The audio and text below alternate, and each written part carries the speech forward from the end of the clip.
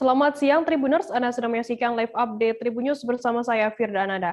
Kami akan menyajikan informasi terkini dari berbagai daerah di Indonesia yang akan dilaporkan secara langsung oleh reporter kami di lapangan. Dan inilah live update selengkapnya. Kita ke berita pertama, Saudara. Rumah warga Kota Ende, Kabupaten Ende, Nusa Tenggara Timur terendam banjir pada Kamis 23 September. Rumah warga yang terendam banjir yakni di RT 5, RT 6, RT 7, dan 8, Kelurahan Tetandara, Kecamatan Ende Selatan. Warga panik lantaran air mencapai lutut orang dewasa. Terkait informasi lebih lengkapnya akan disampaikan oleh rekan wartawan kami dari Pos Kupang. Ada Oris Goti yang saat ini sudah tersambung bersama kami. Halo Oris. Halo Firda. Ya, Oris, bisa Anda ceritakan bagaimana kronologi terjadinya banjir ini dan hingga menyebabkan rumah dan jalanan ini terendam air? Ya Firda, saat ini saya berada di Taman Simpang 5 Kota Ende, yang merupakan salah satu lokasi yang terdampak banjir. Ya Firda, banjir di Kota Ende terjadi kemarin, Kamis 23 September 2021, diakibatkan oleh intensitas hujan yang cukup deras dari pukul 10 pagi hingga pukul 16 WITA. Nah, hasil pantauan saya di lapangan itu ada beberapa titik lokasi yang terdampak banjir, seperti disebutkan tadi bahwa di RT 05, 06, 07, dan 08 itu rumah warga terendam banjir. Dan beberapa lokasi lain yang terdampak banjir yakni di Taman Simpang 5, Jalan Gatot Subroto, Jalan Ahmad Yani, Jalan Melati, dan beberapa lokasi lainnya terdampak banjir di mana jalan itu tergenang oleh air dan juga sejumlah drainase disebut Ende jebol. Sekian Firda. Oris, lantas bagaimana saat ini kondisi terkini di lapangan dan bagaimana aktivitas warga di sana?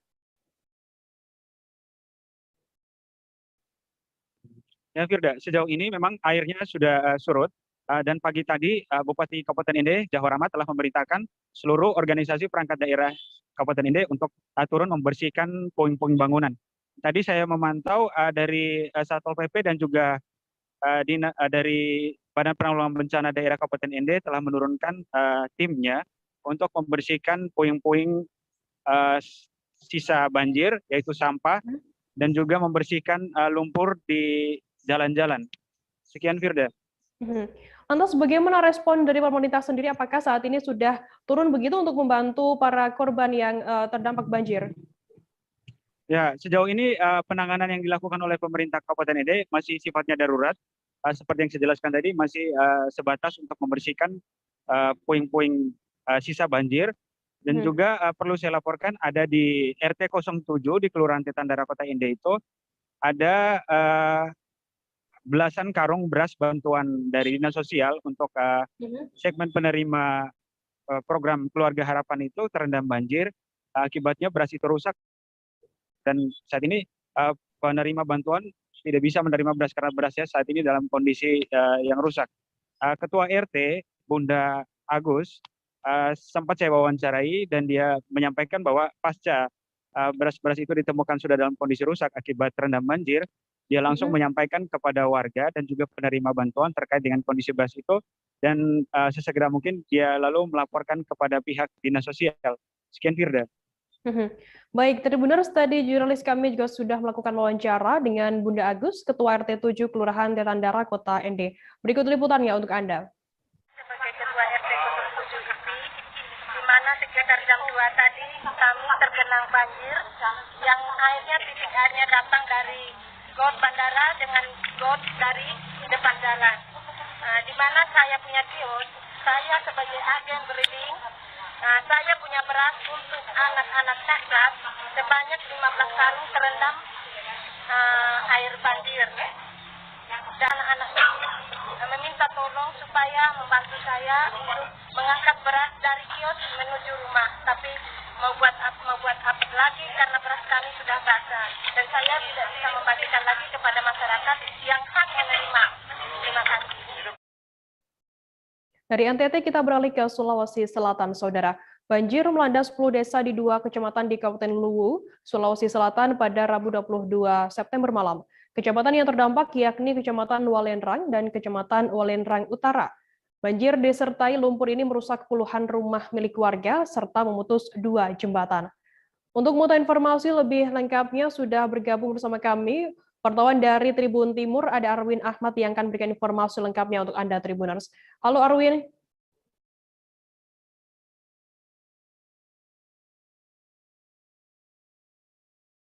Halo rekan Arwin.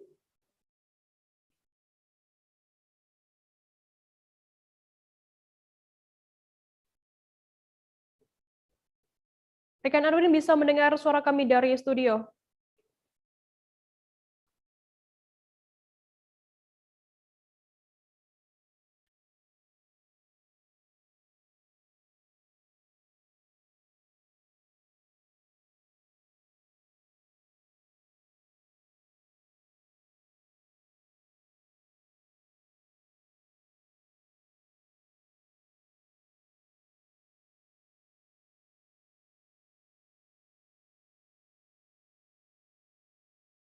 Tribuners, kami mengalami sedikit gangguan sinyal dengan jurnalis kami dari Tribun Timur, Arwin Ahmad.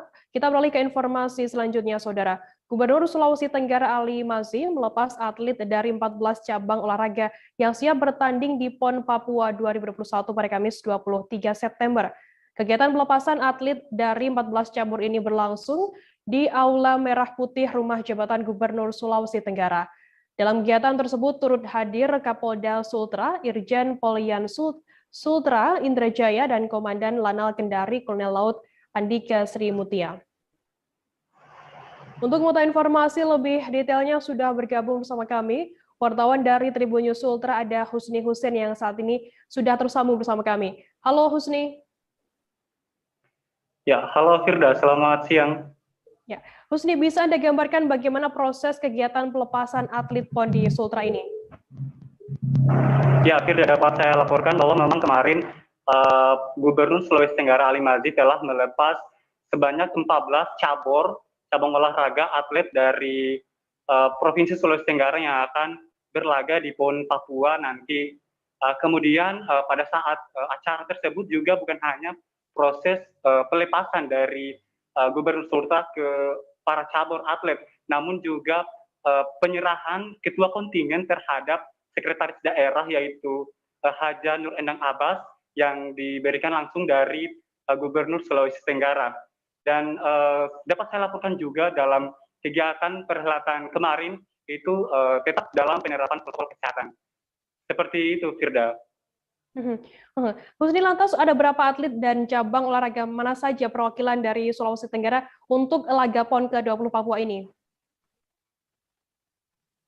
Ya, Firda, sebanyak 14 cabur atlet dari Sulawesi Tenggara yang akan berlaga di PON Papua 2021 nanti, dan terdiri dari atlet dayung, kemudian maksud kami cabang olahraga dayung, kemudian cabur taekwondo, kemudian cabur silat, cabur karate, cabur atletik, kemudian cabur bermotor, kemudian ada cabur bulu tangkis, kemudian panjat tebing, kemudian ada cabur menembak, kemudian ada cabur sepak takraw, selang, dan renang. Dan ke-14 cabur atlet Sulawesi Tenggara ini akan berangkat ke PON Papua nanti berangsur-angsur seperti halnya sepak takraw yang hari ini telah berangkat dari Bandara Halu Lekendari menuju Bandara Hasanuddin Makassar dan akan nantinya ke PON Papua. Dan seperti tanggal 27 juga nanti akan disusul oleh atlet dari cabur bulu tangkis. Seperti itu, Firda. Husni, lantas apakah nantinya mungkin ada atlet begitu yang berprestasi di laga PON ke-20? Apakah nanti ada penghargaan khusus begitu dari pemerintah setempat? Ya, Firda, memang usai perhelatan kegiatan kemarin kami juga sempat berbincang-bincang dengan Gubernur Sulawesi Tenggara Ali Mazzi dan kami menanyakan hal tersebut. Dan ia mengatakan memang ada hadiah atau achievement khusus yang akan diberikan dari Gubernur Sulawesi Tenggara, begitupun dengan Provinsi Sulawesi Tenggara kepada atlet-atlet nantinya yang akan menyumbangkan medali pada saat berlaga di PON Papua nanti. Seperti halnya kemarin ada salah satu atlet dari cabur triathlon yang membawakan medali perak, sebagaimana juga ini ialah cabur atlet yang menyumbangkan medali pertama bagi Sulawesi Tenggara, dan Gubernur Sulawesi Tenggara sangat mengapresiasi dan akan memberikan hadiah, namun hadiah tersebut clue dari yang kami dapatkan belum diberitahu. Demikian Firda yang dapat saya laporkan. Mhm, mhm. Baik, Tribuners, jurnalis kami Husni Hussein juga sudah melakukan wawancara dengan PLT Ketua KONI Sultra, Laode Suryono. Berikut liputannya untuk Anda. Sudah pada hampir selesai semua. Malam ini kita Pak Gubernur, Pak Kominda melepas kontingen Sultra dengan harapan kontingen Sultra itu bisa lebih baik dari PON yang lalu. Kita beralih ke informasi selanjutnya, Saudara. Banjir melanda 10 desa di 2 kecamatan di Kabupaten Luwu, Sulawesi Selatan. Kecamatan yang terdampak yakni Kecamatan Walendrang dan Kecamatan Walendrang Utara. Banjir disertai lumpur ini merusak puluhan rumah milik warga serta memutus 2 jembatan. Banjir di 2 kecamatan ini akibat 2 sungai di daerah tersebut meluap, yakni Sungai Makawa dan Sungai Salutubu. Untuk mengetahui informasi lebih detailnya sudah bergabung bersama kami wartawan dari Tribun Timur. Ada Arwin Ahmad yang akan memberikan informasi lengkapnya untuk Anda Tribuners. Halo Arwin. Ya, halo rekan Firda. Ya, Arwin, bisa Anda jelaskan bagaimana peristiwa ini banjir ini terjadi di dua kecamatan tersebut? Ya, baik, terima kasih rekan Firda dan Tribuner. Selamat siang. Ya, benar terjadi banjir di 2 kecamatan di Kabupaten Luwu, Sulawesi Selatan, yaitu Kecamatan Walendrang dan Kecamatan Walendrang Utara. Peristiwa ini terjadi pada Rabu 22 September 2021 sekitar pukul 8 malam hingga menjelang tengah malam baru air surut. Banjir ini disertai dengan lumpur, itu karena diduga terjadi longsor di bagian hulu sungai. Ada 2 sungai yang meluap, yaitu Sungai Makawah dan Sungai Salutubu. Nah, ini merupakan kali pertama banjir besar terjadi di 10 desa ini, sehingga membuat warga sekitar cukup panik dan mengamankan diri ke tempat yang lebih aman. Kemudian mendapat informasi dari warga dan di sosial media, petugas dari Basarnas dan BPBD Luwu langsung menuju ke lokasi untuk melakukan evakuasi warga yang terdampak banjir ini ke tempat yang lebih aman. Sementara seperti itu.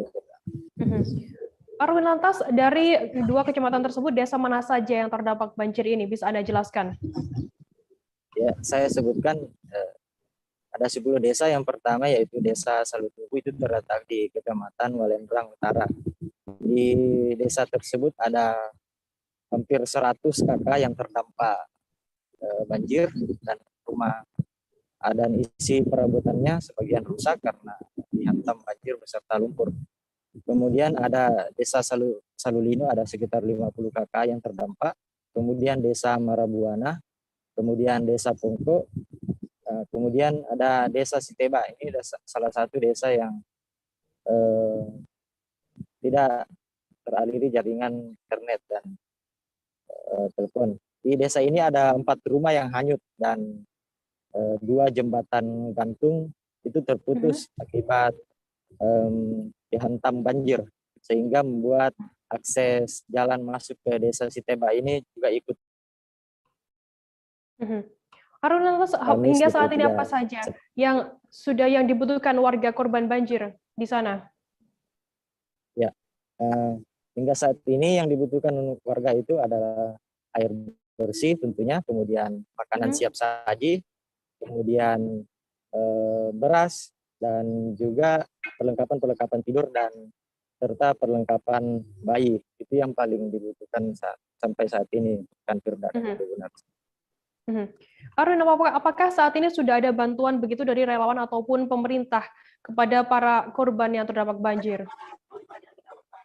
Ya, besokan harinya pasca terjadinya banjir, tepatnya kemarin ya, sejumlah relawan sudah berdatangan, mulai dari PMI Palang Merah Indonesia, kemudian PSC 19 Luwu, kemudian Darut Tauhid, relawan Darut Tauhid, kemudian relawan Muhammadiyah, kemudian Karang Taruna, kemudian WMI Wahana Muda Indonesia, kemudian dari mahasiswa ada mahasiswa Imwal, kemudian dari Gama Pala Palopo, Palang Merah Remaja, kemudian ada juga dari tentunya dari BPBD Luwu serta beberapa relawan-relawan lainnya yang tidak bisa saya sebutkan satu persatu. Itu melakukan membantu warga setempat untuk melakukan pembersihan. Ada juga yang datang untuk membawa sejumlah logistik bantuan kepada warga yang terdampak banjir ini. Kemarin juga saya mendapat informasi dari Pemprov Sulawesi Selatan setelah mengirim bantuan berupa logistik. Seperti itu, Renfirda. Baik, terima kasih rekan wartawan dari Tribun Timur Arwin Ahmad atas laporannya. Selamat bertugas kembali. Tribuners, selesai jeda kami akan kembali dengan informasi menarik lainnya. Tetaplah di Live Update. Oke, apa kabar Bang Arifki di sini untuk strateginya? Kalau saya sendiri di Game Week 37 ini yang semalam baru mulai, saya udah pasti hitam. Sebenarnya aku nggak ngerasa itu penangkapan atau penggerbegan atau apapun itu. Karena gini loh, posisinya aku kriteria. Jadi kita mengenal disebut dengan stroke yang tidak berdarah dengan stroke yang berdarah. Stroke yang tidak berdarah itu biasanya ditandai dengan adanya penyumbatan. Kalau itu terjadi di sini mungkin pikirnya tidak ke situ kali ya. Tapi kalau di Korea atau di Kamboja itu ada beberapa paper yang saya itu Mas, ya, dulunya tukang koran. Oh gitu ya. Tukang koran. Ya, saya baca itu Pak. Tuh kan pernah baca kan? Ya. Jadi kalau saya jadi tanggam itu udah bersyukur banget. Si anak ini dijadikan sebagai tersangka begitu. Ya, kalau ini kita bicara yang di luar kasus Bongombo ya. Dengan nama hujan shower, di mana terdapat batas jelas antara daerah hujan dan tidak hujan yang biasanya terjadi pada fase awal mature stage atau tahap berbahaya itu Kang. Jadi mulai artinya terjadinya perlembekan. Nah itu untuk penetrasi akan sulit begitu ya. Dok, saya ini menurut saya memang tidak mudah, bukan urusan tanah diambil. Kalau misalnya Amerika Serikat sekarang, Rasulullah mengatakan dalam sebuah hadis bahwa berpuasa di 6 hari Syawal itu. Oke, apa kabar Bang Arifki di sini untuk strateginya? Kalau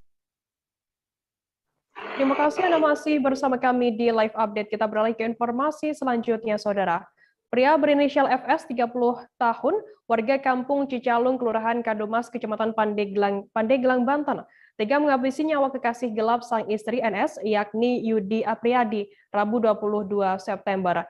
Hal itu terjadi lantaran sang suami tak terima istrinya selingkuh dengan kekasih yang diketahui merupakan orang dekatnya.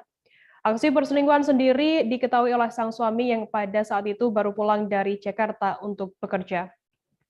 Terkait informasi lebih lengkapnya akan disampaikan oleh rekan wartawan kami dari Tribun Banten. Ada Martin Ronaldo yang saat ini sudah tersambung bersama kami. Halo Martin. Halo Firda. Martin, bisa Anda jelaskan bagaimana kronologi terjadinya pembunuhan terhadap korban ini? Ya, Firda, terima kasih. Selamat siang para tribuners yang ada di Indonesia. FS berumur 30 tahun, warga Kampung Cicalung, Kecamatan Pandeglang, Kabupaten Pandeglang, Banten, tega menghabisi nyawa dari kekasih gelap sang istri, yakni Yadi, yang merupakan memang masih dalam satu kampung begitu, dengan cara memukul ataupun mengkeroyok bersama dengan 4 orang lainnya, Firda. Kejadian ini sebenarnya terjadi pada hari Rabu, tepatnya pada pukul 9 malam. Pada saat itu FS yang merupakan seorang pekerja di Jakarta mendapatkan informasi dari tetangga beliau ataupun merupakan dari kerabat beliau, mengatakan bahwa seringkali ada pria yang datang ke rumahnya begitu, Firda. Lantas informasi tersebut membuat pelaku langsung pulang ke rumah yang berada di Pandeglang dari Jakarta untuk memastikan ataupun mengecek informasi tersebut begitu, Firda. Lantas apa yang menjadi alasan utama terjadinya pembunuhan begitu, Martin? Ya, Firda, berdasarkan informasi yang kami dapat dari Kapolres Pandeglang, yakni AKBP Belni, mengatakan bahwa motif dari pembunuhan tersebut akibat cemburu yang didapatkan oleh pelaku ketika melihat handphone sang istri pada saat itu banyak sekali panggilan masuk ataupun panggilan video call dari korban kepada sang istri begitu, Firda. Dan ini sudah sering kali terjadi dan memang pada saat dikumpulkan ataupun diinterogasi baik itu korban dan sang istri sudah mengaku bahwa sudah melakukan hubungan badan beberapa kali di daerah rumahnya tanpa sepengetahuan sang suami begitu, Firda. Lantas ketika mengetahui terjadinya aksi tersebut, sang suami pun langsung melaporkan ataupun memanggil kerabat-kerabatnya seperti kakak kandungnya dan saudara-saudaranya untuk segera memanggil sang ayah dari korban tersebut, begitu, Firda. Lantas bagaimana, apakah saat ini ada berapa tersangka yang sudah diamankan oleh pihak Polres Pandeglang terkait kasus pembunuhan dan pengeroyokan ini? Ya, informasi yang kami dapat, Firda, dari 4 pelaku yang melakukan pengeroyokan, 2 diantaranya sudah diamankan oleh pihak Polres Pandeglang, yakni FS yang merupakan sang suami dan juga MI yang merupakan ayah korban yang pada saat bersamaan juga melakukan pengeroyokan terhadap anaknya sendiri lantaran diduga malu ketika sang anak diketahui melakukan perselingkuhan dengan istri orang lain, begitu, Firda. Lantas saat ini bagaimana nasib pelaku yang sudah ditahan oleh Polres Pandeglang? Bagaimana untuk proses hukumnya begitu? Ya, Firda, tadi kami juga mendapatkan informasi bahwa sampai saat ini pihak dari Polres Pandeglang masih melakukan penyelidikan dan juga penyidikan terhadap kasus tersebut, dan juga memang pihak Polres juga saat ini sedang memburu 2 pelaku lainnya untuk segera ditindaklanjuti, begitu, Firda. Baik, terima kasih rekan wartawan dari Tribun Banten, Martin Ronaldo, atas laporannya. Selamat bertugas kembali. Kita beralih ke informasi selanjutnya, Saudara. Setelah melakukan penyelidikan selama beberapa hari, polisi berhasil meringkus pelaku pembunuhan terhadap seorang wanita Parubaya di Pemulutan Barat, Ogan Ilir. Petugas gabungan Satreskrim Polres Ogan Ilir dan Polsek Pemulutan meringkus pelaku bernama Syazili, 34 tahun, warga dusun 1 Desa Seribanding, Kecamatan Pemulutan Barat. Adapun lokasi pembunuhan terhadap korban bernama Tarbiah, 52 tahun, berada di dusun 2 Desa Seribanding, tak jauh dari kediaman tersangka. Terkait informasi lebih lengkapnya akan disampaikan oleh rekan wartawan kami dari Tribun Sumsel. Ada Agung Dwi Payana yang saat ini sudah tersambung bersama kami. Halo Agung. Ya, halo Firda dan juga Tribuners. Ya. Agung, bisa Anda jelaskan bagaimana kronologi penemuan mayat korban ini? Ya, pada Jumat tanggal 17 September lalu, pihak kepolisian dari sektor Pemulutan Polres Ogan Ilir mendapat laporan dari masyarakat mengenai adanya penemuan sesosok mayat di Dusun 2 Desa Seribanding, Kecamatan Pemulutan Barat pada Jumat pagi sekira pukul 5.15 waktu setempat. Setelah itu, setelah mendapat kabar penemuan mayat itu, polisi melakukan olah TKP hingga ditemukan kondisi mayat dalam kondisi leher disayat oleh benda tajam. Firda. Lantas bagaimana terkuaknya pelaku ini bisa diidentifikasi oleh pihak kepolisian? Ya, petugas gabungan Polsek Pemulutan dan Satreskrim Polres Ogan Ilir melakukan penyelidikan dan menyerahkan hasil olah TKP ke Laboratorium Forensik Polda Sumatera Selatan. Hasilnya ada mengerucut ke terduga pelaku hingga dilakukan penyelidikan mendalam dan didapatkanlah seorang tersangka yang tidak lain merupakan warga desa setempat atau warga desa Seribanding, hingga berhasil diamankan pada Kamis 23 September lalu. Firda. Lantas Agung, apa motif dari pelaku sendiri ini membunuh korban Tarbiah? Ya, pelaku kini ditetapkan tersangka atas nama Syazili, usia 34 tahun. saat ini polisi sedang menyelidiki motif sebenarnya dari pelaku menghabisi nyawa korban. Namun hasil dugaan sementara diketahui bahwa tersangka mengaku kesal dengan korban. Namun di sini tidak dijelaskan secara detail apa yang menyebabkan tersangka emosi hingga nekat menghabisi nyawa korban. Firda. Lantas, Agung, ada informasi bahwa tersangka dan juga korban ini merupakan ODGJ itu. Bagaimana informasi lengkapnya soal hal ini? Apakah memang betul seperti demikian?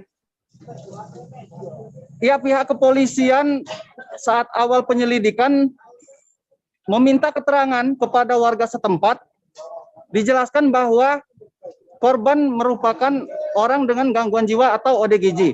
Namun polisi tidak percaya begitu saja hingga melakukan pemeriksaan ke Rumah Sakit Jiwa Ernaldi Bahar di Palembang.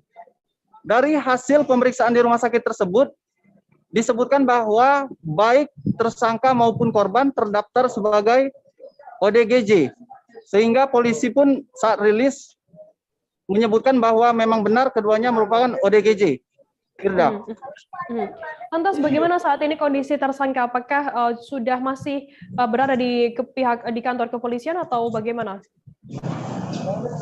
Ya, tersangka setelah dilakukan pemeriksaan di Polsek Pemulutan dan Mapolres Ogan Ilir saat ini masih dilakukan observasi di Rumah Sakit Ernaldi Bahar Palembang.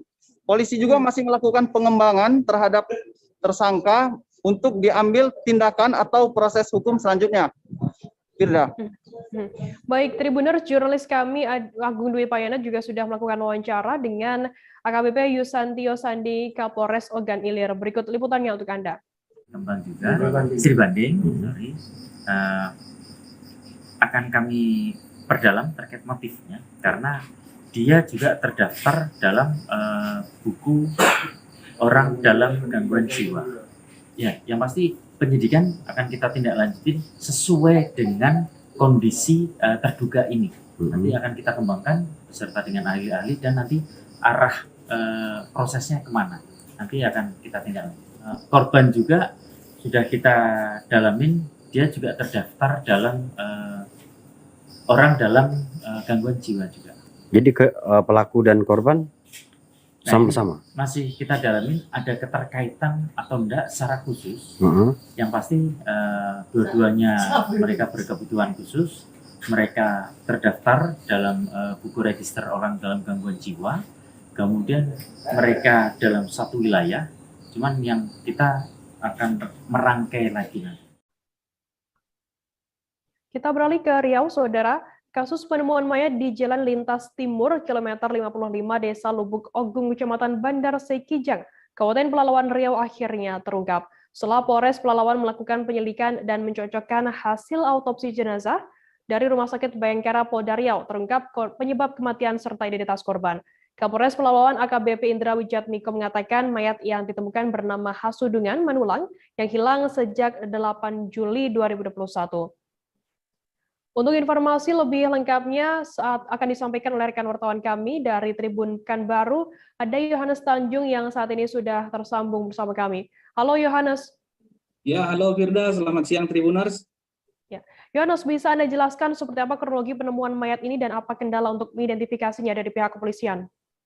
Baik Firda, penemuan mayat berawal dari tanggal 20 hari Senin yang lalu. Seorang pekerja kebun yang bekerja di sebuah kebun kelapa hibrida menemukan sesosok mayat yang dalam keadaan membusuk dan melaporkannya kepada masyarakat setempat serta hingga ke kepolisian. Alhasil, Polsek Bandar Sekijang bekerjasama dengan Satreskrim Polres Pelalawan melakukan evakuasi dan pengamanan di TKP untuk mendalami penemuan mayat tersebut. Kemudian mayat tersebut dibawa ke Rumah Sakit Bayangkara Polda Riau untuk kemudian dipelajari apa penyebab kematiannya. Demikian Firda. Lantas, bagaimana akhirnya polisi ini bisa mengungkap identitas dari mayat tersebut? Baik Firda, kepolisian akhirnya bisa mengungkap dengan cara ketika mayat ditemukan sudah dalam keadaan sebagian besar tulang belulang ataupun tengkorak dan tidak dikenali lagi baik pun identitas maupun jenis kelaminnya. Alhasil setelah polisi melakukan sosialisasi kepada masyarakat serta melalui media sosial, ada 3 orang saksi yang mengaku mengenal korban mendatangi Polsek Bandar Sekijang. Mereka menyatakan kehilangan temannya sejak tanggal 8 Juli lalu.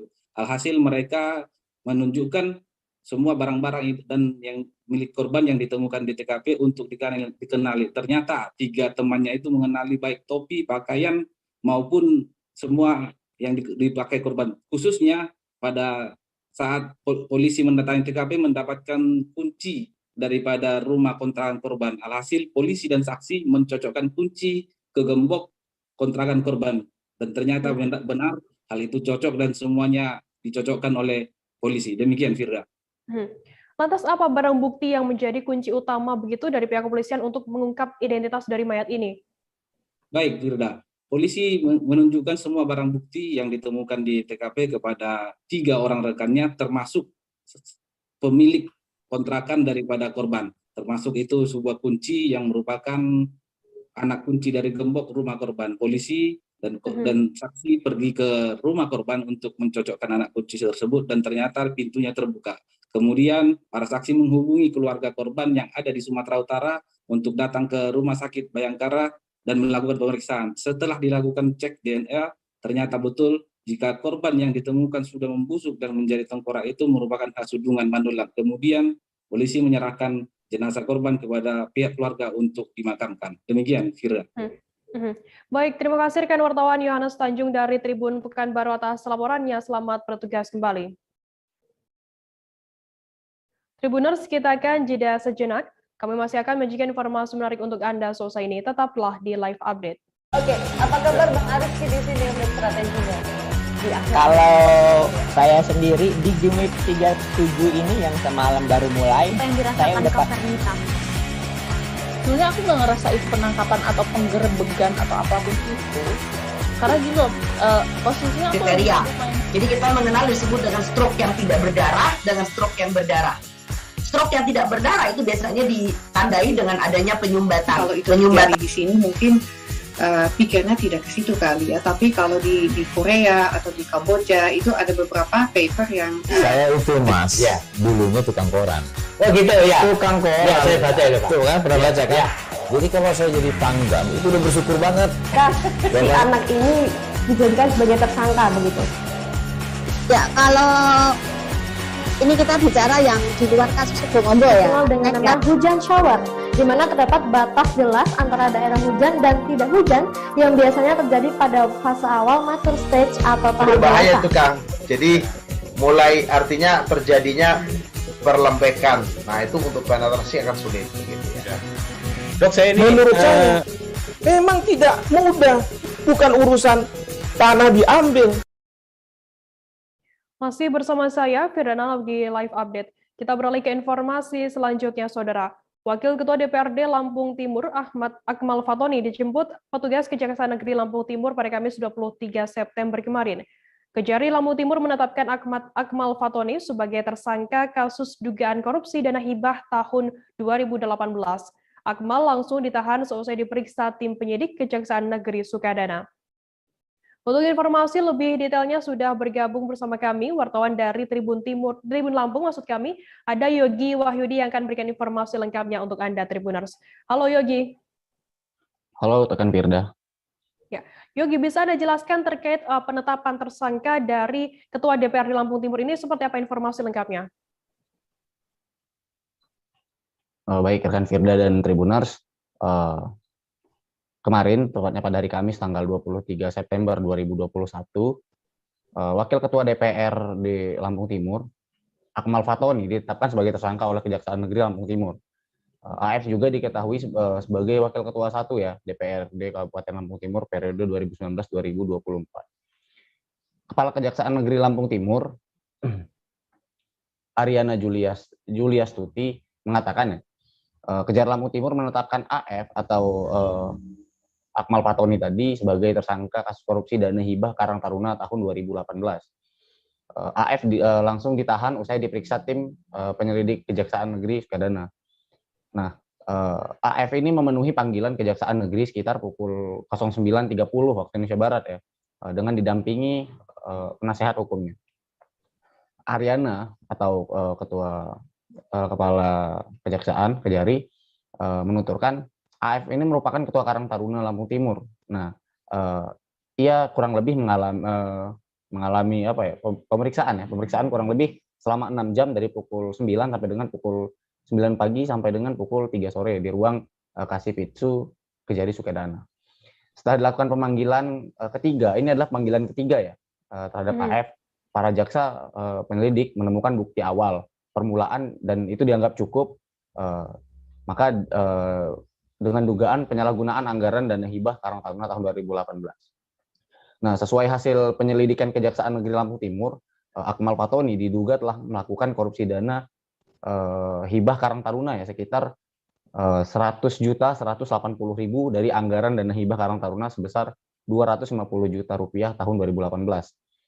AF ya, Akmal Fatoni juga yang sebagai Ketua Karang Taruna Lampung Timur pada tahun 2018 itu awalnya mengajukan proposal dana hibah pada Pemkab Lampung Timur yang dicairkan dengan 2 tahap.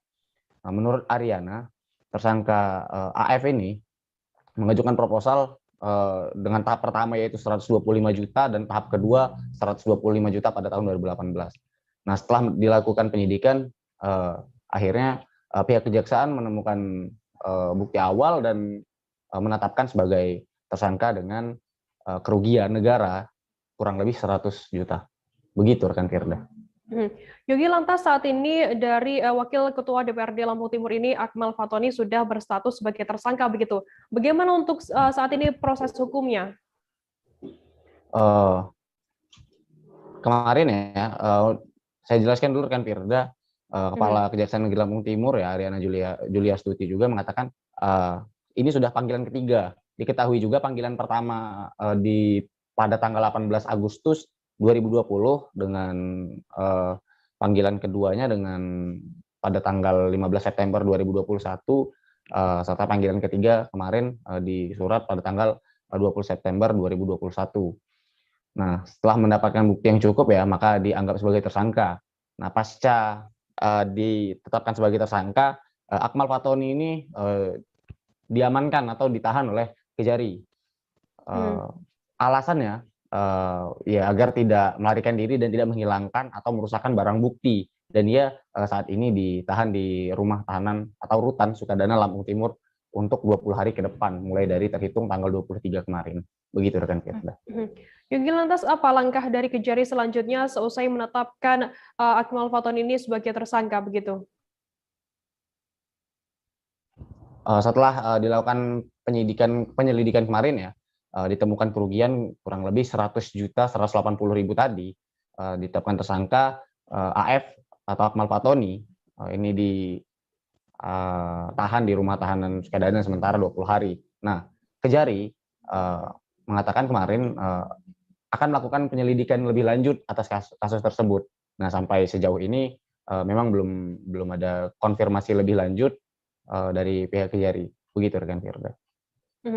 Baik, Tribuners, jurnalis kami Yogi juga sudah melakukan wawancara dengan Kepala Kejaksaan Negeri Lampung Timur, Ariana Julia Stuti. Berikut liputannya untuk Anda. Para jaksa penyidik telah mendapatkan bukti awal, bukti permulaan yang cukup terhadap terjadinya dugaan penyalahgunaan anggaran dana hibah yang diberikan kepada Karang Taruna Kabupaten Lampung Timur tahun 2018. Dan akhirnya pada hari ini telah ditetapkan sebagai tersangka. Kerugian negara, Bu? Kerugian 100 juta 180.000. Itu peristiwa itu terjadi dugaan tahun berapa sih? Tahun 2018. Ya. Modusnya ya. Caranya. Jadi caranya dia ini sebagai Ketua Karang Taruna, dia mengajukan proposal kepada Pemkab Kabupaten Lampung Timur, kemudian disetujui. Nah, setelah disetujui, proposal itu ternyata tidak digunakan sebagaimana mestinya, sebagaimana peruntukannya. Itu anggaran total berapa yang mengajukan usulan dari hasil pemeriksaan? Kalau pengajuannya 225 tahap 1, tahap 2-nya juga mengajukan dicairkan 125 juga. Dari 2 pencairan tersebut ternyata terjadi penyalahgunaan dengan jumlah 100.080.000 itu. Preman yang melakukan pungutan liar terhadap pedagang di Warung Aceh, Kelurahan Sidoarjo, Kecamatan Medan Perjuangan, telah ditangkap oleh Polsek Medan Timur. Adapun video pemalakan itu viral di media sosial pada Rabu 22 September lalu. Tersangka bernama Erik Sitohang, 38 tahun, yang merupakan ketua sebuah OKP di wilayah Kecamatan Medan Timur, memalak korbannya bernama Aji Akbar, 22 tahun. Terkait informasi lebih lengkapnya akan disampaikan oleh rekan wartawan kami dari Tribun Medan, ada Fadli yang saat ini sudah tersambung bersama kami. Halo Fadli. Halo Firda, selamat siang. Fadli, bisa Anda jelaskan berapa kali aksi premanisme terjadi di Kota Medan?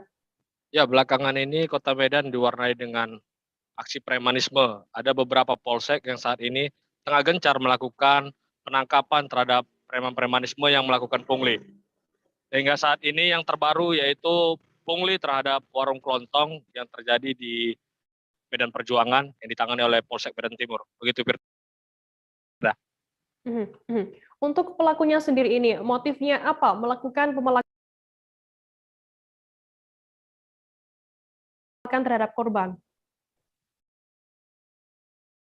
Nah, saat kita wawancarai kemarin, pelaku mengaku uang retribusi atau uang pembinaan yang dikutipnya di setiap warung di sekitar kawasan kuasaannya, karena dia merupakan ketua OKP. Begitu, Firda.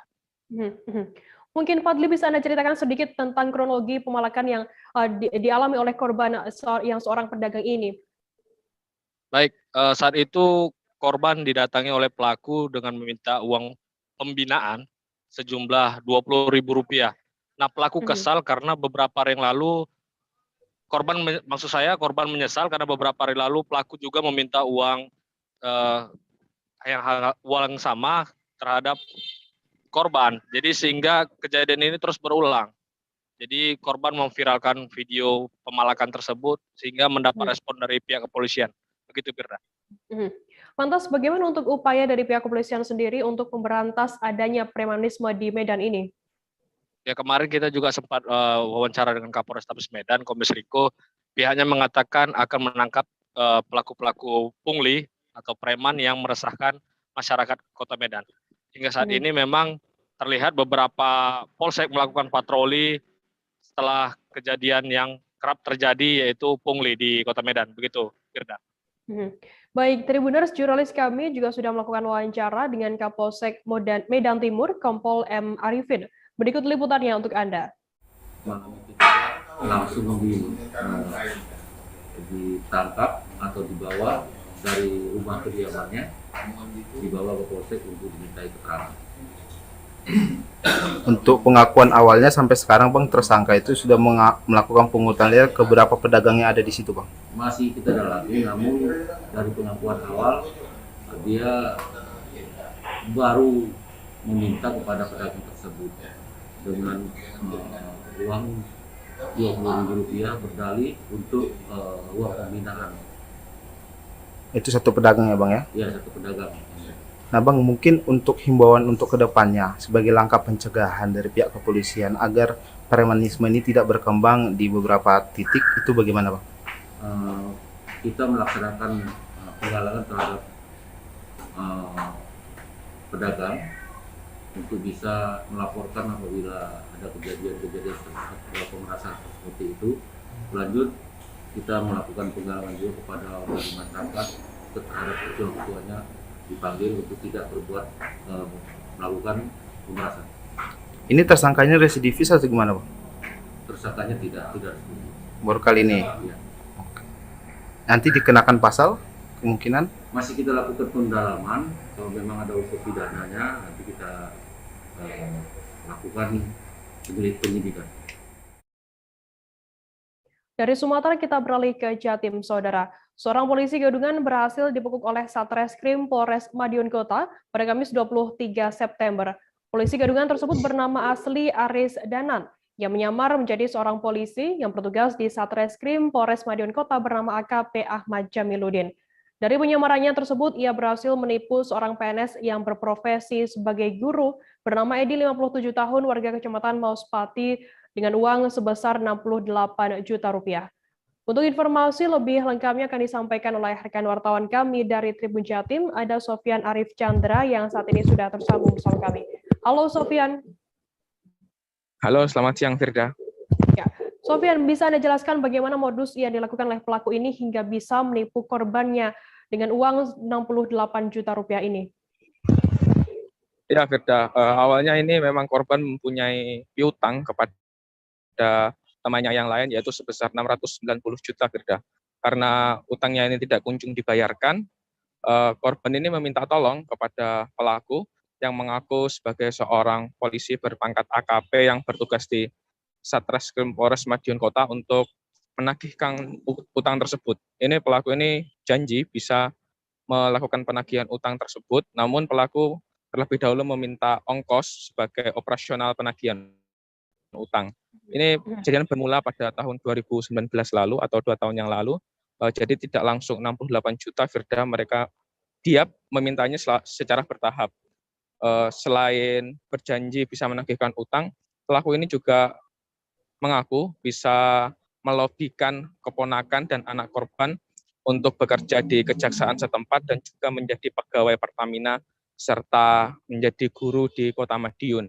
Karena tidak ada kecurigaan dari korban, akhirnya korban percaya saja kepada pelaku dan akhirnya memberikan sejumlah uang kepada pelaku hingga total 68 juta, Firda.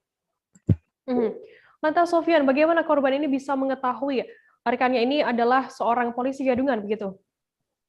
Setelah 2 tahun berjalan, mulai dari 2019 hingga 2021, korban ini mulai curiga karena sudah memberikan uang sebesar 68 juta sebagai operasional dan juga ongkos untuk bisa memasukkan anak serta keponakan untuk kerja, tapi utangnya ini tidak terbayarkan, Firda. Tidak ada sepeser pun yang disetorkan dari pelaku ini kepada korban, sehingga korban ini mulai curiga apakah benar-benar pelaku ini adalah seorang polisi. Karena mulai curiga, akhirnya korban ini melaporkan kejadian tersebut ke Polres Madiun Kota, serta menanyakan kepada SPKT apakah ada polisi berpangkat AKP yang bernama Ahmad Jamiluddin yang bekerja di Satreskrim Polres Madiun Kota. Ternyata tidak ada, dan korban baru mengetahui bahwa dia menjadi korban penipuan polisi gadungan, Firda. Lantas bagaimana saat ini proses hukum yang dijalani oleh pelaku yang mengaku sebagai polisi gadungan ini? Ya, untuk pelaku sendiri sudah ditangkap, Firda, di sekitar Madiun Kota, tepatnya di SPBU Jalan Jenderal Sudirman. Yang bersangkutan sudah dibekap oleh Satreskrim Polres Madiun Kota dan saat ini sudah menjalani penahanan di Satreskrim Polres Madiun Kota, Firda. Baik, Tribuners, jurnalis kami Sofyan juga sudah melakukan wawancara dengan Kapolres Madiun Kota KBP Dewa Putu Eka Darmawan. Berikut liputannya untuk Anda. Pengungkapan penipuan dan penggelapan yang perbuatannya berlanjut. Jadi sesuai dengan laporan polisi yang dilaporkan oleh korban Pak Edi Sunarso pada tanggal 9 September 2021, di mana terlapor adalah atas nama Aris Ganan yang mengaku sebagai anggota Polri berpangkat AKP berdinas di Reskrim Polres Madiun Kota, yang mana korban bertemu dengan saudara Aris ini meminta bantuan untuk menagihkan utang, dan saudara Aris ini menjanjikan bisa untuk menagihkan utang-utang. Seiring berjalannya waktu selalu meminta uang kepada korban sampai dengan jumlah kurang lebih 68 juta. Namun sampai dengan waktu yang dijanjikan ternyata utang tidak bisa ditarik atau apa yang dijanjikan tidak bisa dipenuhi. Beberapa kali terjadi pemberian uang sehingga akhirnya dilaporkan, dan pada tanggal 9 Juni, 9 September berhasil ditangkap oleh Polres Madiun Kota di seputaran wilayah Madiun Kota. Selanjutnya kami akan kembali dengan informasi menarik lainnya, tetap di Live Update. Oke, apa kabar Bang Aris di sini untuk strateginya? Kalau saya sendiri di Jumip 37 ini yang semalam baru mulai, saya udah sebenarnya aku nggak ngerasa itu penangkapan atau penggerebegan atau apapun itu, karena gini loh, posisinya aku kriteria. Jadi kita mengenal disebut dengan stroke yang tidak berdarah dengan stroke yang berdarah. Stroke yang tidak berdarah itu biasanya ditandai dengan adanya penyumbatan. Kalau itu terjadi di sini mungkin pikirnya tidak ke situ kali ya, tapi kalau di Korea atau di Kamboja itu ada beberapa paper yang Saya itu Mas, ya, dulunya tukang koran. Oh gitu ya. Tukang koran. Ya, saya baca itu Pak. Tuh kan, pernah baca kan? Ya. Jadi kalau saya jadi Pangdam itu udah bersyukur banget. Si anak ini dijadikan sebagai tersangka begitu. Ya, kalau ini kita bicara yang di luar kasus Sebongombo ya. Dikenal dengan nama hujan shower, di mana terdapat batas jelas antara daerah hujan dan tidak hujan yang biasanya terjadi pada fase awal mature stage atau tahap Berbahaya dewasa. itu Kang. Jadi mulai artinya terjadinya perlembekan. Nah itu untuk penetrasi akan sulit begitu ya. Dok, saya ini menurut saya memang tidak mudah, bukan urusan tanah diambil. Kalau misalnya Amerika Serikat sekarang, Rasulullah mengatakan dalam sebuah hadis bahwa berpuasa di 6 hari Syawal itu. Oke, apa kabar Bang Arifki di sini untuk strateginya? Kalau saya sendiri di Jumip 37 ini yang semalam baru mulai, saya udah sebenarnya aku nggak ngerasa itu penangkapan atau penggerebegan atau apapun itu, karena gini loh, posisinya aku kriteria. Jadi kita mengenal disebut dengan stroke yang tidak berdarah dengan stroke yang berdarah. Stroke yang tidak berdarah itu biasanya ditandai dengan adanya penyumbatan. Kalau itu terjadi di sini mungkin pikirnya tidak ke situ kali ya, tapi kalau di Korea atau di Kamboja itu ada beberapa paper yang Saya itu Mas, ya, dulunya tukang koran. Oh gitu ya. Tukang koran. Ya, saya baca itu Pak. Tuh kan, pernah baca kan? Ya. Jadi kalau saya jadi Pangdam itu udah bersyukur banget. Si anak ini dijadikan sebagai tersangka begitu. Ya, kalau ini kita bicara yang di luar kasus Sebongombo ya. Dikenal dengan nama hujan shower, di mana terdapat batas jelas antara daerah hujan dan tidak hujan yang biasanya terjadi pada fase awal mature stage atau tahap Berbahaya dewasa. itu Kang. Jadi mulai artinya terjadinya perlembekan. Nah itu untuk penetrasi akan sulit begitu ya. Dok, saya ini menurut saya memang tidak mudah, bukan urusan tanah diambil. Kalau misalnya Amerika Serikat sekarang, Rasulullah mengatakan dalam sebuah hadis bahwa berpuasa di 6 hari Syawal itu. Oke, apa kabar Bang Arifki di sini untuk strateginya? Kalau saya sendiri di Jumip 37 ini yang semalam baru mulai, saya udah sebenarnya aku nggak ngerasa. Terima kasih Anda masih bersama kami di Live Update. Kita beralih ke informasi selanjutnya, Saudara. Polresta Kota Jayapura mengadakan vaksinasi presisi di Saga Mall Abipura, Kota Jayapura, Papua, dan memberikan sembako telur hingga voucher 100.000. Panit Min Bimas Polsek Abipura, Ibda Taufik Rahim mengatakan, vaksinasi ini merupakan bentuk kerjasama dari Polresta Jayapura Kota, Polsek Abipura, dan tim relawan Polri. Informasi lebih lengkapnya akan disampaikan oleh rekan wartawan kami dari Tribun Papua, ada Tirza Benyadoni yang saat ini sudah tersambung bersama kami. Halo Tirza. Halo Firda, selamat siang. Ya. Tirza, bisa Anda jelaskan sejak pukul berapa warga berada di lokasi vaksinasi ini? Baik Firda, untuk saat ini sejak pukul 9 pagi dan sampai sore hari ini aktivitas dari vaksinasi sendiri berjalan cukup lancar dan memang sudah dimulai sejak pukul 9 yang tadi telah saya jelaskan tentunya Firda.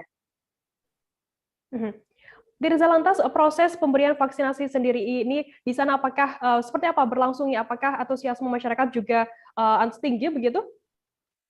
Baik, untuk antusias dari masyarakat sendiri cukup tinggi mengingat sejak pukul 9 hingga siang hari ini juga tentunya bahwa melihat mereka mulai mengantri datang dari pagi hingga saat ini, melihat bagaimana animo masyarakat mulai datang tadi pagi seperti yang telah saya jelaskan bahwa mereka benar-benar cukup siap untuk melakukan vaksinasi.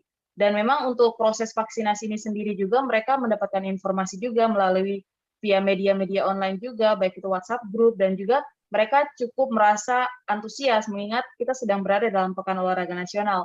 Selain untuk meningkatkan imun tubuh, mereka juga ingin menyukseskan Pekan Olahraga ini sendiri. Dan dari informasi yang kami dapatkan juga bahwa sebagian dari masyarakat sudah mengikuti vaksinasi pertama dan kebanyakan yang mengikuti dari tempat ini kebanyakan mengikuti vaksinasi dosis kedua. Dan hingga saat ini yang dapat kami sampaikan, Firda. Lantas, Tirza, bisa Anda jelaskan mungkin sedikit tanggapan mungkin ya dari masyarakat yang divaksin di Sagamol ini seperti apa? Baik, dari tanggapan yang kami peroleh juga bahwa masyarakat ternyata ingin melakukan vaksinasi ini memang dari diri sendiri, dan dari dosis pertama hingga dosis kedua mereka mengaku bahwa untuk dosis pertama tidak ada gejala yang berlebihan sehingga mereka mengambil tindakan untuk bisa melakukan vaksinasi pada dosis kedua tentunya. Sehingga untuk itu mereka berharap juga bahwa kedepannya untuk reaksi-reaksi maupun gejala yang muncul tidak berlebihan, namun memang tetap seperti di awal untuk dosis pertama tidak ada lagi istilahnya gejala yang muncul dan membuat mereka takut untuk melakukan vaksinasi. Seperti itu. Baik. Baik, Tribuners, jurnalis kami Tirza juga sudah melakukan wawancara dengan Siti Hafsah, warga penerima vaksin, dan juga Ibda Taufik Rahim, Panit Min Bimnas Polsek Tepipura. Berikut liputannya untuk Anda. Ya, alhamdulillah semua anak-anak saya sudah vaksin. Vaksin pertama dan kedua mereka sudah selesai. Untuk kebetulan di Jawa. Oh, baik. Alhamdulillah vaksin pertama tidak ada gejala, tanpa gejala. Mudah-mudahan vaksin ini bisa mengurangi penyakit COVID-19 di Papua. Dan semua masyarakat menyadari bahwa vaksin itu perlu. Pertama saya dapat sembako, pertama, kedua ini dapat telur. Oke. Baik. Tujuan dari vaksin ini adalah supaya pertama untuk mensukseskan PON 2021, yang berikut untuk meningkatkan daya tahan tubuh atau imun tubuh kita. Dan yang berikut kami melaksanakan vaksin ini ada 10 tim, ya, 10 tim untuk wilayah Jayapura Kota. Demikian. Setelah masyarakat sudah mendapatkan sertifikat vaksinnya, baik vaksin pertama maupun vaksin kedua, kita ada menyiapkan bingkisan berupa 2 rak telur, bingkisan, dan uang voucher senilai Rp100.000. Itu masyarakat memilih salah satunya. Jadi tidak untuk ketiga-tiganya, tapi memilih salah satu dari bingkisan tersebut. Demikian. Target kami hari ini 200 orang. Alhamdulillah 5 hari yang sebelumnya ini target kami tercapai terus. Polres Pamekasan Madura menggelar peringatan Hari Lalu Lintas Bayangkara ke-66 di Gedung Bayangkara pada Kamis 23 September kemarin.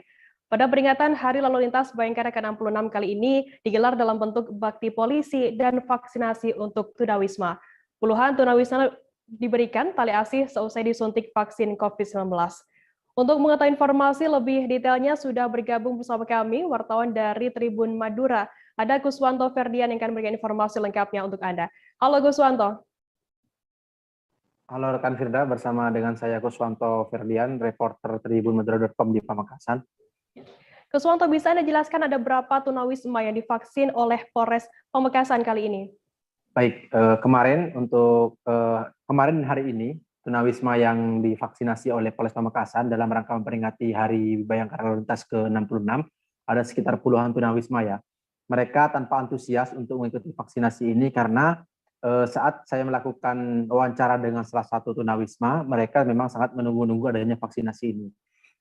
Sebagian dari mereka bertanya-tanya apakah tunawisma juga akan mendapatkan vaksinasi.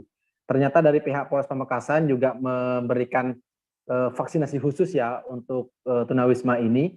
Selain juga dari Polres Pamekasan juga melakukan vaksinasi terhadap para santri dan juga beberapa masyarakat di Pamekasan. Begitu rekan Firda. Lantas mengapa apa alasan dari Polres Pamekasan sendiri menyasar vaksinasi ini untuk tunawisma begitu, Guswanto?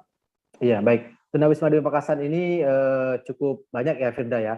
Sehingga adanya tunawisma di Pamekasan ini juga menjadi perhatian dari pihak kepolisian dan juga Pemkab Pamekasan untuk dilakukan vaksinasi. Tujuan pertamanya yaitu mereka tidak ingin tunawisma ini menjadi klaster penularan COVID-19 di Pamekasan. kemarin juga dari pihak Pemkab Pamekasan bekerja sama dengan TNI Polri dan juga Pemkab Pamekasan meresmikan sekolah tangguh. Mereka juga ingin mencegah adanya klaster baru di klaster Dinas Pendidikan. Nah, tunawisma ini juga menjadi sasaran target daripada Pemkab Pamekasan dan juga Kepolisian Polres Pamekasan supaya kekebalan tubuh masyarakat, herd immunity-nya itu tercapai dengan secara maksimal.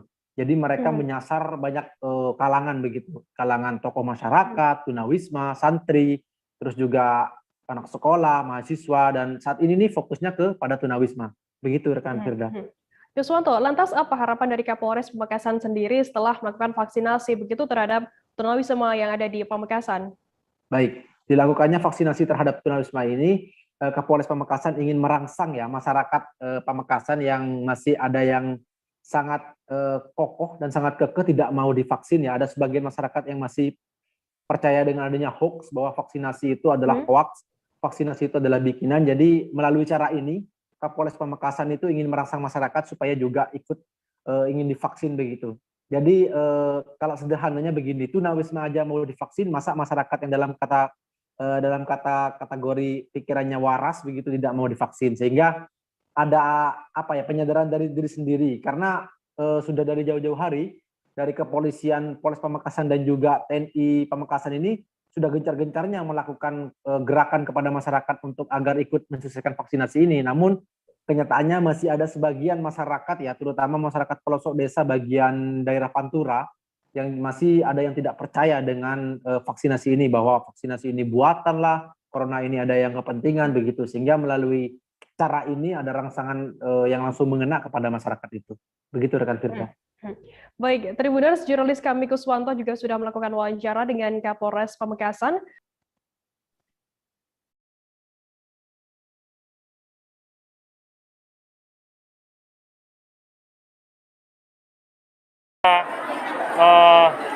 Tujuh titik yang kita laksanakan vaksin, tapi hari ini kita fokuskan di Pondok Pesantren Miftahul Ulun. Kita hari ini target 1.300.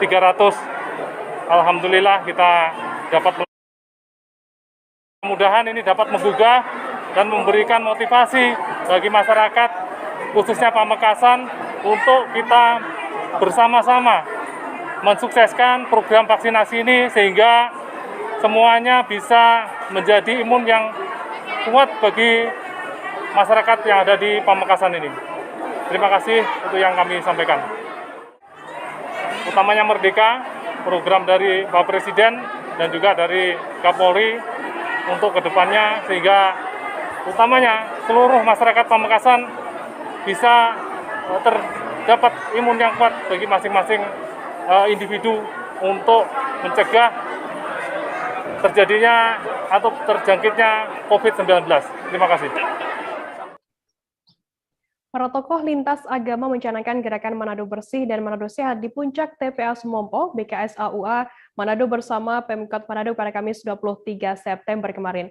Dalam kegiatan tersebut hadir pula Wakil Wali Kota Manado Richard Sualang bersama Sekda Manado Mikler Lakat. Berikut terkait informasi lebih lengkapnya akan disampaikan oleh rekan wartawan kami dari Tribun Manado. Ada Arthur Rompis yang saat ini sudah tersambung bersama kami. Halo Arthur. Ya, selamat sore Firda. Arthur, bisa Anda jelaskan bagaimana suasana pencanangan gerakan Manado Bersih dan Sehat ini? Oke, Tribuners, kemarin sore Pemkot Manado bersama BKSUA Kota Manado mencanangkan gerakan Manado Bersih dan Manado Sehat yang dipusatkan di TPA Sumompo. Jadi ini adalah ikhtiar dari pemerintah Kota Manado yang baru untuk mengeluarkan Manado dari predikat sebagai kota terkotor di Indonesia, dan uniknya ini melibatkan para tokoh agama dan memang berlangsung di TPA Sumompo. Jadi suasananya didahului dengan doa bersama, mengelilingi sebuah tiang yang dipasangi bendera merah putih. Kemudian setelah doa bersama diadakan pencanangan yang dipimpin langsung oleh Wali Kota Manado, Bapak Richard Sualang. Demikian, Firda. Arthur, lantas mengapa? Apa alasannya ini melibatkan tokoh agama dalam mengatasi sampah begitu? Jadi ini merupakan strategi dari Wali Kota Manado, Andre Ango, untuk memberdayakan tokoh agama, karena selama ini banyak sekali program pemerintah Kota Manado yang dijalankan melalui bantuan tokoh-tokoh agama, contoh vaksinasi. Jadi vaksinasi di Manado adalah yang tertinggi di Indonesia, cakupannya itu juga karena peran serta dari tokoh agama yang memberikan pemahaman tentang vaksinasi kepada masing-masing umatnya hingga mereka mau divaksinasi. Dan juga ini karena sebagai kota religius, suara dari tokoh agama itu lebih didengar oleh warga Kota Manado. Demikian, Firda. Arthur, lantas bagaimana gerakan ini yang dicanangkan oleh Pemkot begitu dan juga tokoh agama diteruskan hingga ke masyarakat? Bagaimana upayanya? Jadi ini setiap pekan dari BKSUA, tokoh-tokoh agama yang lintas agama yang tergabung di BKSUA turun ke kecamatan masing-masing tempat berdomisili, kemudian dari situ memberikan pengarahan kepada tokoh-tokoh agama yang ada di sana untuk kemudian dari tokoh-tokoh agama itu memberikan penyuluhan kepada masyarakat, kepada umat masing-masing. Jadi seperti itu konkretnya, rekan Firda. Baik, terima kasih rekan wartawan dari Tribun Manado Arthur Rompis atas laporannya. Selamat bertugas kembali. Tribuners, kita akan jeda sejenak, tetaplah di Live Update. Oke, apa kabar Bang Arief di sini untuk strateginya? Kalau saya sendiri di Jumip 37 ini yang semalam baru mulai, saya udah sebenarnya aku nggak ngerasa itu penangkapan atau penggerebegan atau apapun itu, karena gini loh, posisinya aku kriteria. Jadi kita mengenal disebut dengan stroke yang tidak berdarah dengan stroke yang berdarah. Stroke yang tidak berdarah itu biasanya ditandai dengan adanya penyumbatan. Kalau itu terjadi di sini mungkin pikirnya tidak ke situ kali ya, tapi kalau di Korea atau di Kamboja itu ada beberapa paper yang saya itu Mas, ya, dulunya tukang koran. Oh gitu ya. Tukang koran. Ya, saya baca ya, Pak. Tuh kan, pernah baca kan? Ya. Jadi kalau saya jadi tanggam itu udah bersyukur banget. Si anak ini dijadikan sebagai tersangka begitu. Ya, kalau ini kita bicara yang di luar kasus Sebongombo ya. Dengan nama hujan shower, di mana terdapat batas jelas antara daerah hujan dan tidak hujan yang biasanya terjadi pada fase awal mature stage atau tahap berbahaya basah. itu Kang. Jadi mulai artinya terjadinya perlembekan. Nah itu untuk penetrasi akan sulit. Gitu ya. Dok, saya ini menurut saya memang tidak mudah, bukan urusan tanah diambil. Kalau misalnya Amerika Serikat sekarang, Rasulullah mengatakan dalam sebuah hadis bahwa berpuasa di 6 hari Syawal itu. Oke, apa kabar Bang Arief di sini untuk strateginya? Kalau saya sendiri di Jumip 37 ini yang semalam baru mulai, saya udah sebenarnya aku nggak ngerasa itu penangkapan atau penggerebegan atau apapun itu, karena gini loh, posisinya aku kriteria. Jadi kita mengenal disebut dengan stroke yang tidak berdarah dengan stroke yang berdarah. Stroke yang tidak berdarah itu biasanya ditandai dengan adanya penyumbatan. Kalau itu terjadi di sini mungkin pikirnya tidak ke situ kali ya, tapi kalau di Korea atau di Kamboja itu ada beberapa paper yang saya itu Mas, ya, dulunya tukang koran. Oh gitu ya. Tukang koran. Ya, saya baca ya, Pak. Tuh kan, pernah baca kan? Ya. Jadi kalau saya jadi tanggam itu udah bersyukur banget. Si anak ini dijadikan sebagai tersangka begitu. Ya, kalau ini kita bicara yang di luar kasus Sebongombo ya. Dengan nama hujan shower, di mana terdapat batas jelas antara daerah hujan dan tidak hujan yang biasanya terjadi pada fase awal mature stage atau tahap berbahaya basah. itu Kang. Jadi mulai artinya terjadinya perlembekan. Nah itu untuk penetrasi akan sulit. Gitu ya. Dok, saya ini menurut saya memang tidak mudah, bukan urusan tanah diambil. Kalau misalnya Amerika Serikat sekarang, Rasulullah mengatakan dalam sebuah hadis bahwa berpuasa. Terima kasih Anda masih bersama kami di Live Update. Kita beralih ke informasi selanjutnya, Saudara. Penampakan pedagang Starling atau Starbucks keliling di sekitaran Jakarta Pusat sudah kerap kali ditemui oleh masyarakat. Para pedagang Starling ini tinggal di Kampung Starling Senen, Jakarta Pusat. Mereka memiliki bos yang memberikan modal sebesar Rp1,5 juta untuk berdagang. Modal tersebut digunakan untuk biaya minuman kemasan, rokok, es, dan air panas. Untuk mengetahui informasi lebih detailnya sudah bergabung bersama kami wartawan dari Tribun Jakarta, ada Satrio Sarwoterengginas yang akan memberikan informasi lengkapnya untuk Anda. Halo Satrio. Ya, baik. Halo Firda. Ya. Satrio, bisa Anda jelaskan ada berapa pedagang di Kampung Starling ini yang berjualan Starbucks keliling begitu? Baik, baik rekan Firda. Kampung Starling ini berada, ya, awalnya itu berada di Kelurahan Senen, Kecamatan Senen, Jakarta Pusat. Itu pusat dari para pedagang Starling yang biasanya berjualan di pusat kota. Kemudian untuk pedagang yang mendiami di kampung tersebut berjumlah sekitar 400 orang dan juga ada 10 agen. Jadi 10 agen ini bos yang membawahi sekitar 400 pedagang di RT 1 RW 5 Kelurahan Senen, Kecamatan Senen. Begitu. Satrio, lantas bagaimana cara merekrut pedagang baru dari bagian dari bosnya sendiri begitu? Jadi untuk proses perekrutan anggota baru ini terbilang tak sulit karena bosnya ini syaratnya hanya anggota yang membawa kenalannya gitu. Jadi anggota ini yang membawa kenalannya yang bisa bertanggung jawab sama anggota baru ini. Karena kalau itu untuk mengantisipasi agar tidak terjadi hal-hal yang tidak diinginkan, seperti misalkan bila tidak ada orang yang bertanggung jawab sama kenalan yang dibawanya ini, nanti uangnya bisa dibawa kabur, uang modal untuk usaha dagang Starling. Jadi sebenarnya lebih mudah karena hanya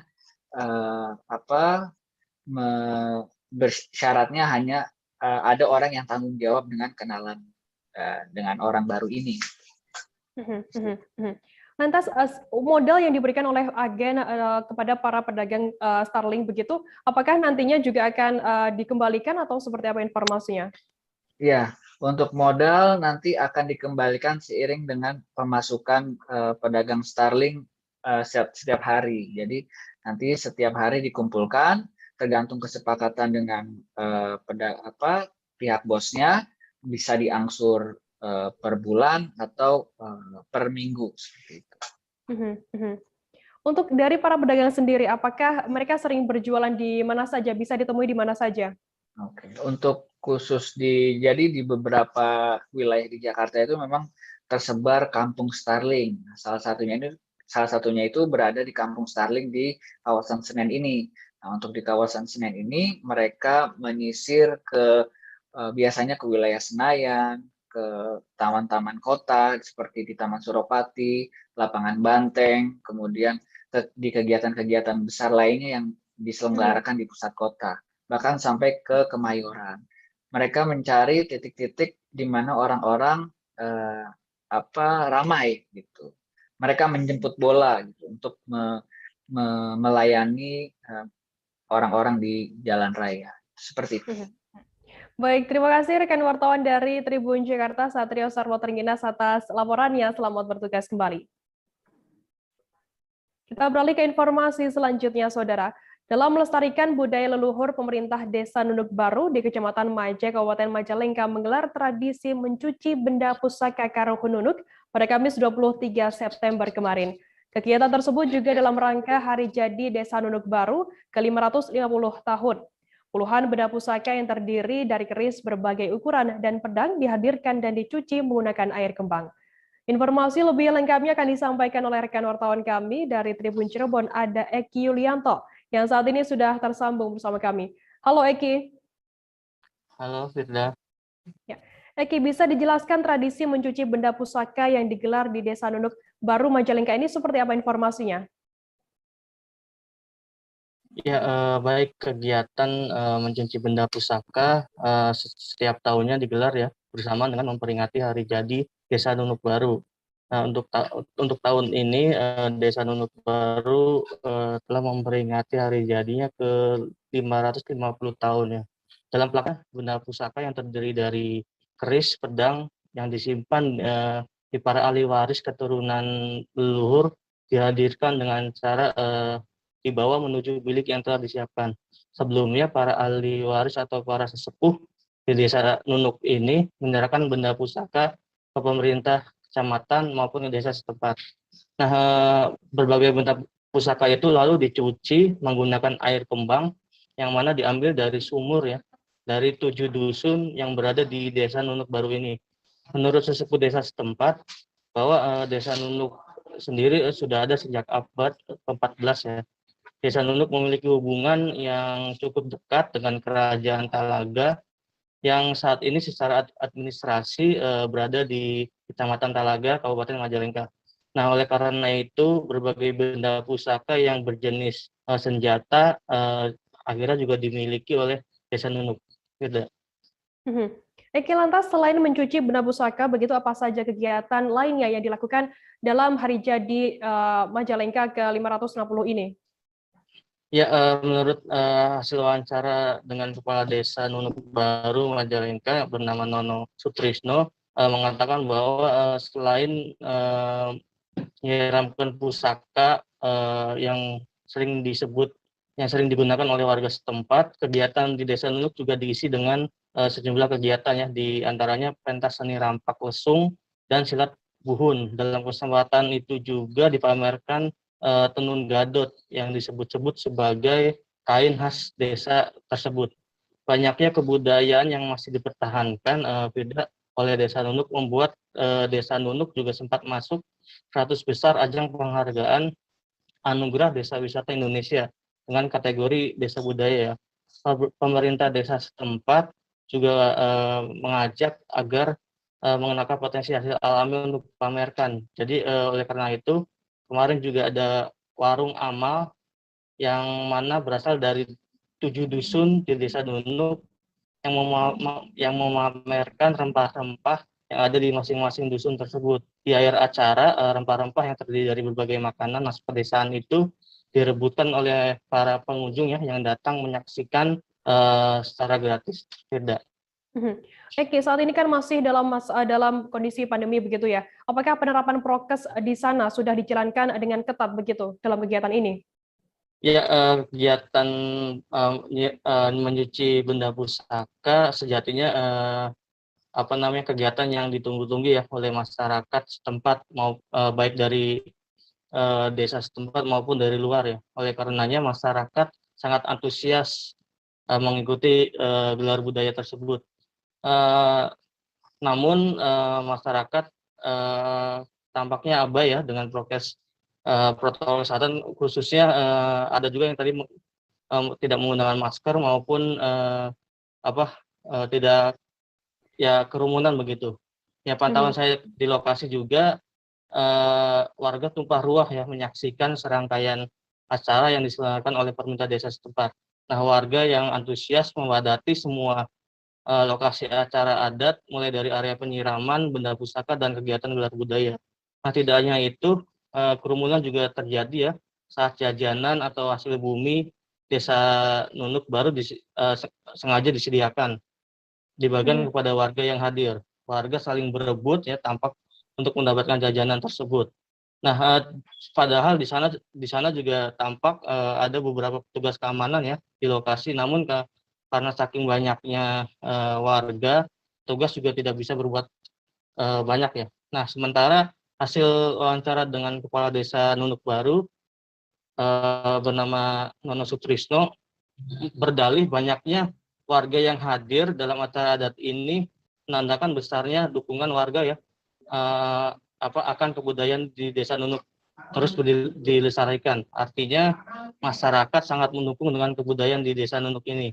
Menurutnya dalam acara adat menyambut hari jadi desa ke-550 ini, serangkaian kegiatan yang sudah menjadi tradisi memang sengaja digelar, dia beralasan hal tersebut demi kelestarian budaya yang ada di Desa Nunuk Baru ini. Tidak. Baik, Tribuners, jurnalis kami juga sudah melakukan wawancara dengan Kepala Desa Nunuk Baru Majalengka, Nono Sutrisno. Berikut wawancara lengkapnya untuk Anda. Itu di dalamnya ada gelar budaya. Yang satu gelar budayanya penyiraman pusaka, itu yang paling sakral. Terus yang kedua ada guar bumi. Biasa akan dilaksanakan penanaman. Biasa guar bumi dulu. Biasa itu tiap tahun dilaksanakan. Terus yang ketiga ada tenun gadot. Itu salah satu budaya, tetap di dalamnya hari ulang tahun desa.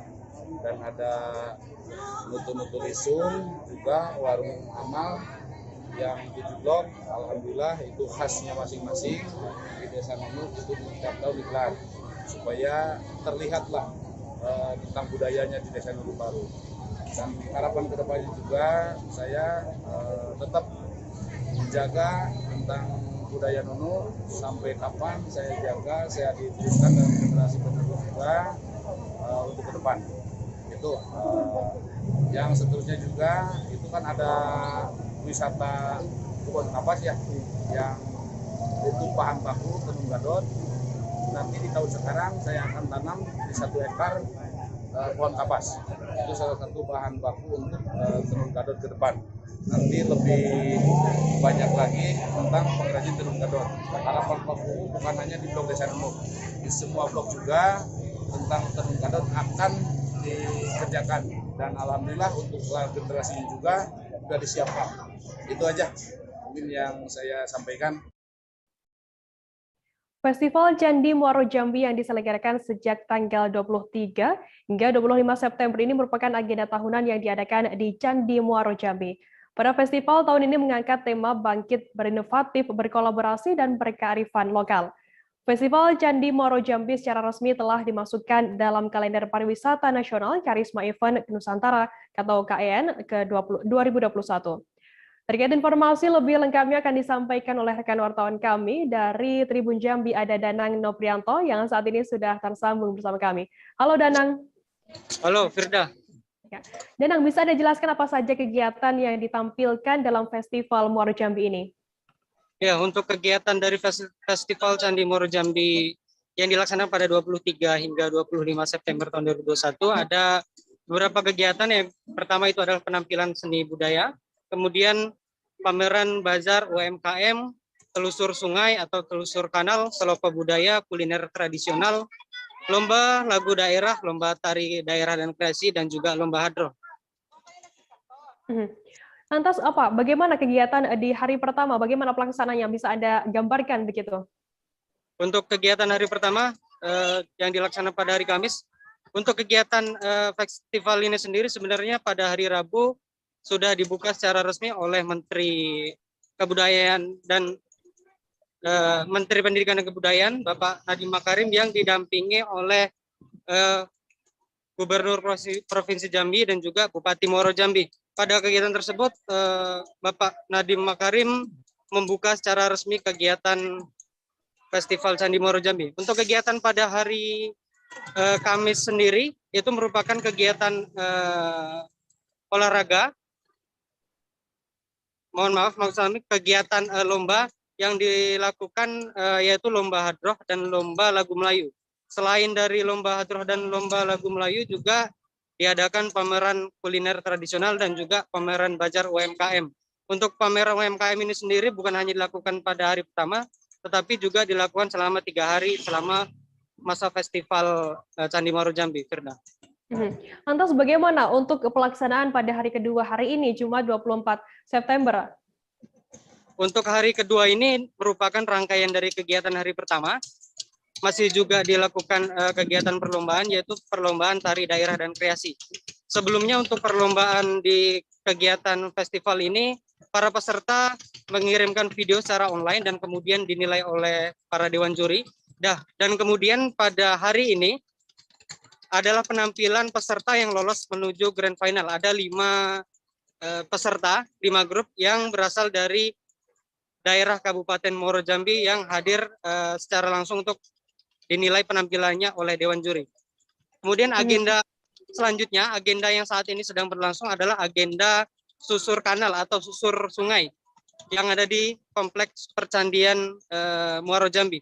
Peserta yang mengikuti kanal sungai kurang lebih sebanyak 20 hingga 25 grup peserta yang diikuti oleh beberapa instansi dari beberapa kabupaten, salah satunya dari Kabupaten Tebo, dari Kabupaten Darmasraya di Sumatera Barat, dan juga beberapa dari OPD di tingkat provinsi dan juga tingkat kabupaten. Dan juga dari pesertanya juga dari beberapa UMKM, dari Bank Jambi, dan juga dari PTPN 6 Pabrik Teh Kayu Aro dan UKM Batik di wilayah Kabupaten Muaro Jambi. Dalam kegiatan sungai ini sendiri direncanakan akan dibuka secara langsung oleh Bupati Muaro Jambi dan direncanakan akan dibuka sekitar pukul 3 sore nanti. Danang, lantas apa rencana kegiatan yang akan dilaksanakan pada esok hari di hari ketiga pelaksanaan Festival Candi Muaro Jambi ini? Untuk hari ketiga sendiri itu merupakan hari puncak. Untuk kegiatan pada pagi dan siang hari itu masih sama, yaitu kegiatan perlombaan yang sudah dijadwalkan. Kemudian untuk pada malam hari itu adalah malam puncak yang rencananya akan dihadiri secara langsung oleh Menteri Pariwisata dan Ekonomi Kreatif Bapak Sandiaga Uno, dan juga didamping oleh Gubernur Jambi, pemerintah kabupaten kota di Provinsi Jambi, kemudian anggota DPR RI asal Jambi, Haji Hasan Basri Agus, dan juga Haji Bakri. Kemudian untuk kegiatan puncaknya sendiri akan dilakukan pada malam hari, yaitu untuk pengumuman hasil keputusan Dewan Juri mengenai pemenang dari perlombaan yang sudah dilaksanakan di Festival Candi Muaro Jambi. Baik, terima kasih rekan wartawan dari Tribun Jambi, Danang Noprianto atas laporannya. Selamat bertugas kembali. Tribuners, informasi tadi sekaligus menutup perjumpaan kita dalam live update hari ini. Jangan lupa saksikan terus live update di seluruh kanal YouTube dan Facebook Tribun Network. Saya Firdana, wakil yang bertugas, pamit undur diri. Terima kasih dan sampai jumpa. Jangan lupa like, subscribe, dan share ya.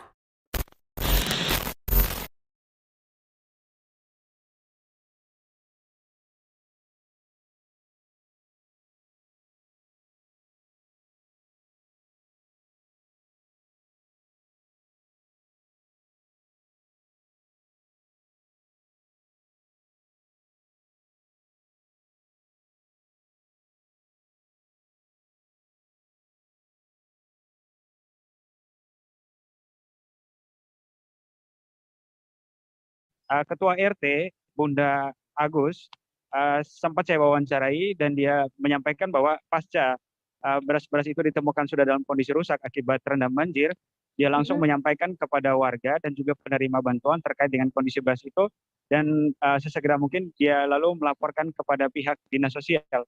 Sekian, Firda. Baik, Tribuners, tadi jurnalis kami juga sudah melakukan wawancara dengan Bunda Agus, Ketua RT 7 Kelurahan Tetandara, Kota ND. Berikut liputannya untuk Anda. Sebagai Ketua RT 7 ini, di mana sekitar jam 2 tadi kami tergenang banjir, yang airnya titik airnya datang dari got bandara dengan got dari depan jalan. Di mana saya punya kios, saya sebagai agen breeding, saya punya beras untuk anak-anak cacat sebanyak 15 karung terendam air banjir. Dan anak meminta tolong supaya membantu saya untuk mengangkat beras dari kios menuju rumah. Tapi mau buat apa lagi karena beras kami sudah basah. Dan saya tidak bisa membagikan lagi kepada masyarakat yang hak menerima.